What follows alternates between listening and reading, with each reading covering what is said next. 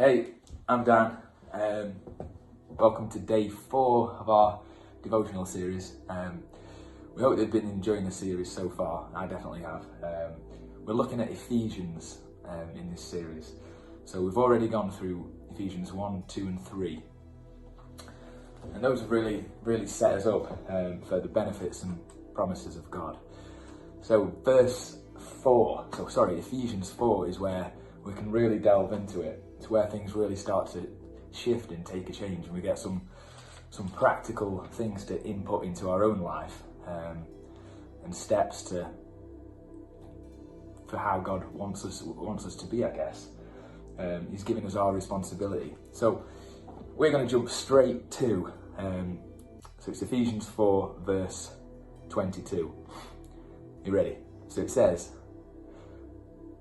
"You were taught with regard to your former way of life to put off your old self, which is being corrupted by its deceitful desires, to be made new in the attitude of your minds, and to put on the new self, created to be like God in true righteousness and holiness.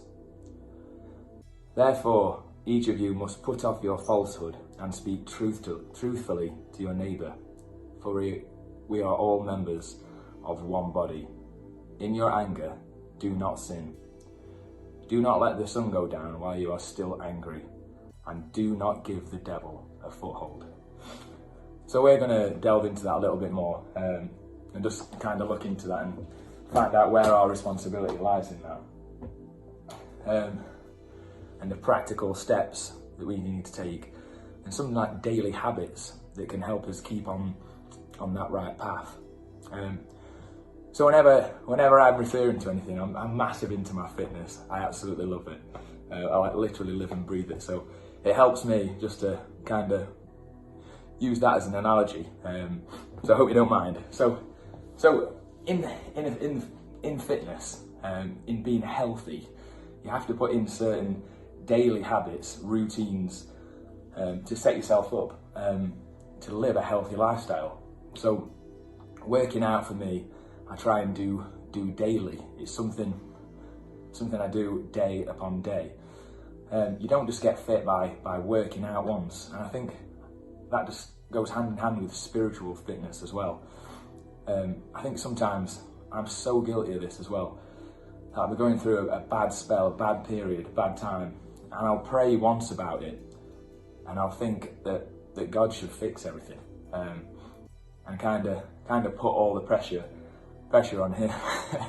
I'm wanting that miracle straight off, and I think sometimes we forget that we need to put the work in as well. God's so faithful, and so but He honours where we work out things for ourselves as well. So in regards to working out, again, it's repetition after repetition after repetition that will help me achieve and maintain a healthy lifestyle. Same as eating. I need to eat cleanly and healthily, not just once, but repetitively, to keep healthy. And I think our spiritual health is let down so much, and this is something I've come to learn about fast recently, and God keeps highlighting things to me where He wants me to change. And as great as that is, it's annoying, because I kind of think, if I get to that next step, then I'll be okay. It don't work like that. Being a Christian is, I think it's tough. I think it's hard. We're walking around with people think being a Christian, we've got it easy, that we can just sail through life, and we're kind of just all up in the love of God, which, yeah, we are, but we're also got a big target on our back, and we need to stay accountable, keep each other accountable, and this is what the verse is really talking about. I think if we give the devil a foothold in any way of life, he's gonna take it. So we need to live in a way which honours God, and we can see we're creating a platform for Him to work in our lives. So by that I mean we need to build up those repetitions, those daily habits in our spiritual lives. So reading the Bible daily is a great habit to have. It's one it's one I struggled with for ages because I'm not a great reader. I don't love reading. I like to listen to stuff. So for a while, all I did was listen to sermons online and not actually read the Bible, which I know some of you guys will be cringing at me right now, but I'm just human, so I'm telling you how it is. I'm telling you how it is. But the more I've been reading the Bible and getting into it, it's just it builds you up so much. It's your defense system.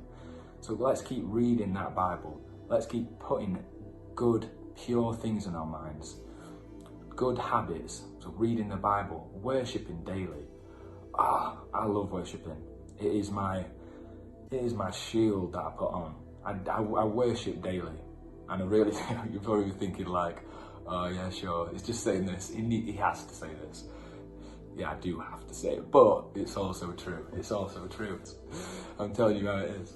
But the more I've been reading the Bible and getting into it, it's just it builds you up so much. It's your defense system. So let's keep reading that Bible. Let's keep putting good, pure things in our minds. Good habits. So reading the Bible, worshiping daily. I love worshiping. It is my shield that I put on. I worship daily. And I really, you're probably thinking like, oh yeah, sure, it's just saying this. He has to say this. Yeah, I do have to say it, but it's also true. It's also true. I love worshiping. Like, if I'm ever really down, and I need some injection of Jesus right then, right there, I will just worship, no matter where I am. Sometimes I've been out in my van, I'm a window cleaner. I've been out in the van, and I just need to worship. I just need to. And there's probably people walking past, walking the dog, looking at me in my van, and I'm like, "Hooray, Jesus!" But you get past caring, I think, of what people might think of you.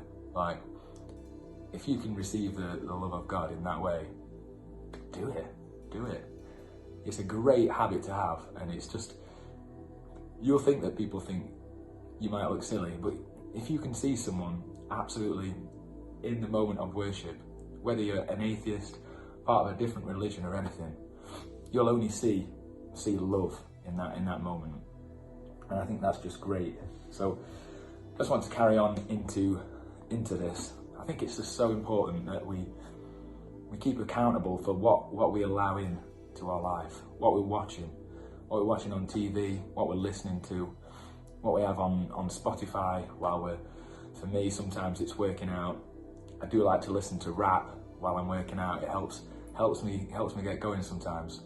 But there's a lot of negative stuff in that kind of music, which is having an impact on me, whether I realise it or not. So keeping God at the forefront. I'm not saying everything you need to see, watch and do needs to be Christian, but let's fill ourselves with pure stuff.